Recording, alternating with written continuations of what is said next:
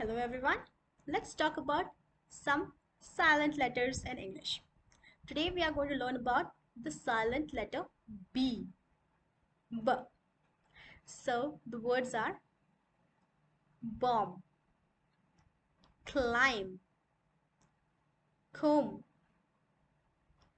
crumb, debt, doubt, dumb, jam,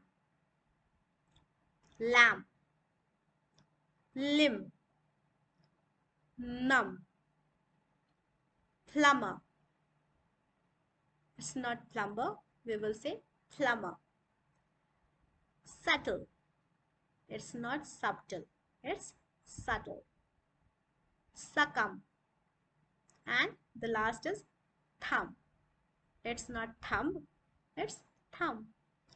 So keep practicing and stay tuned to my channel so that you can get the latest update. See you.